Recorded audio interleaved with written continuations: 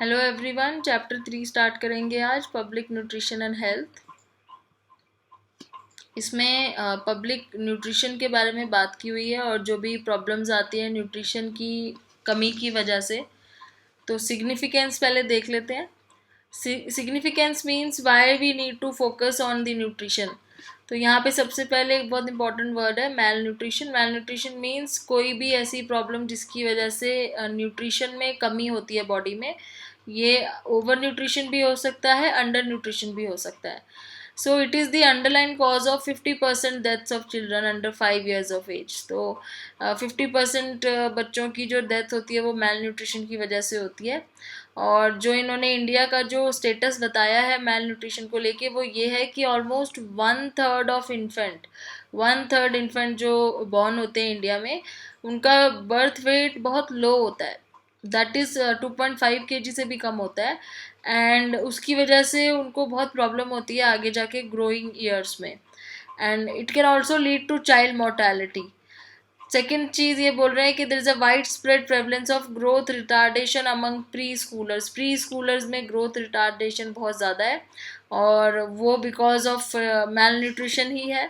And then a large proportion of children suffer from micronutrient deficiency. तो micronutrient में कौन से आ जाते हैं? जो ऐसे न्यूट्रिएंट्स हैं जो हमारी बॉडी में बहुत कम चाहिए होते हैं, फिर भी उसकी भी डेफिशिएंसी हो जाती है।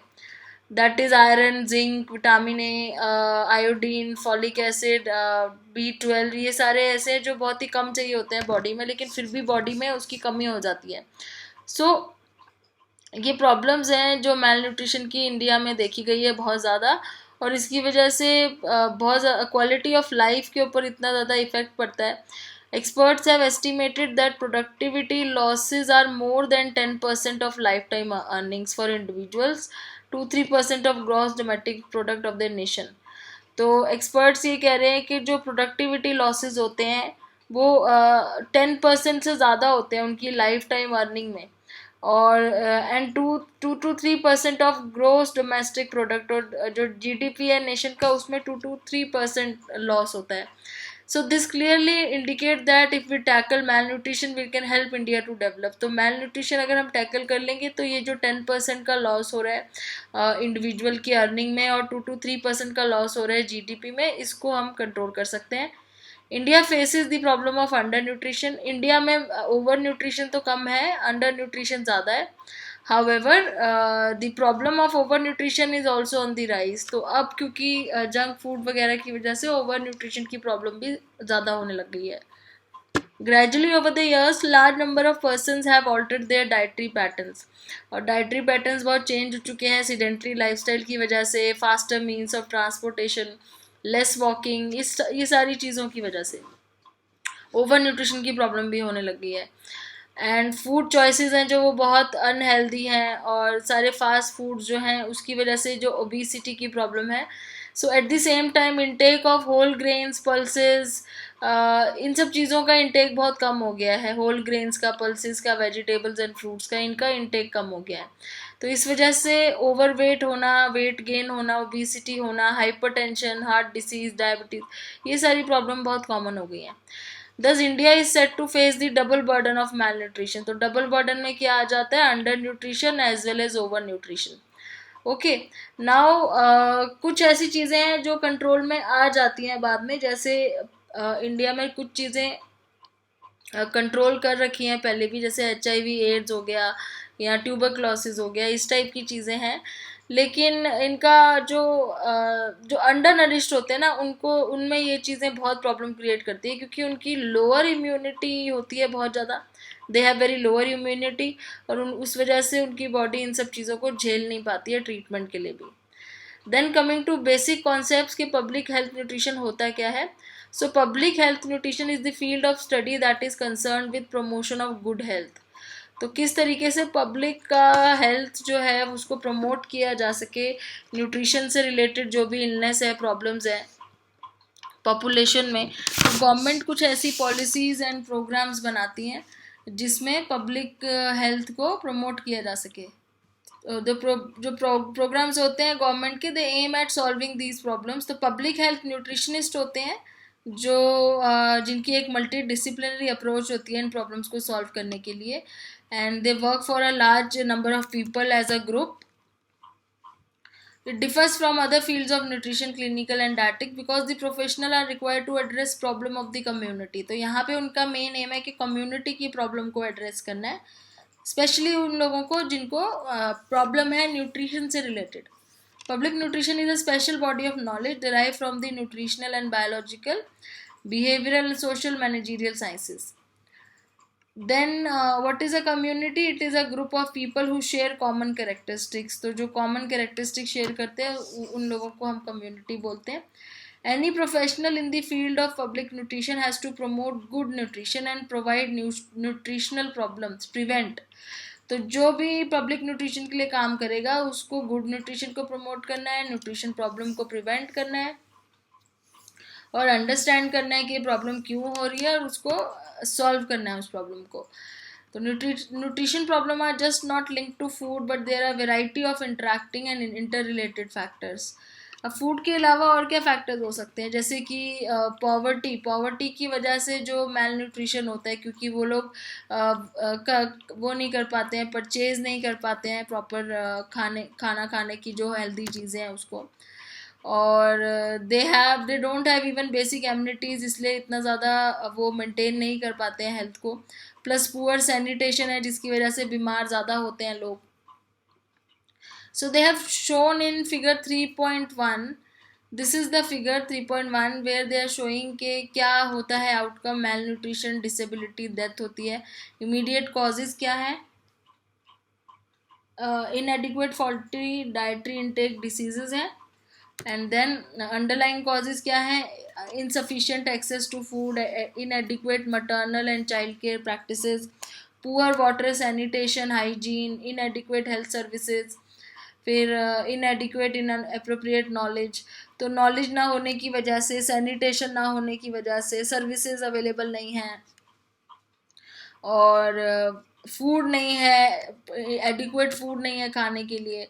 बेसिक कॉजेज क्या है कि ह्यूमन रिसोर्सेज, जैसे quantity and quality of actual resources, human resources, financial and organizational resources, existence of services and the way they are operated and controlled.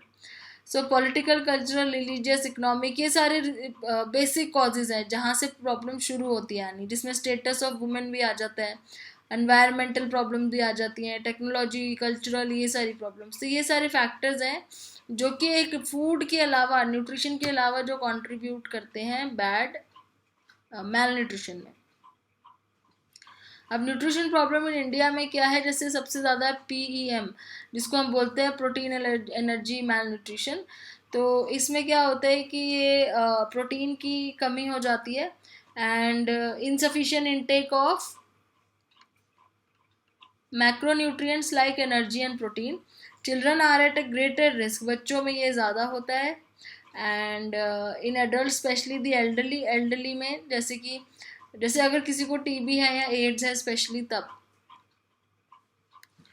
Then person is said to be underweight when his or her body weight is less than adequate for his or age.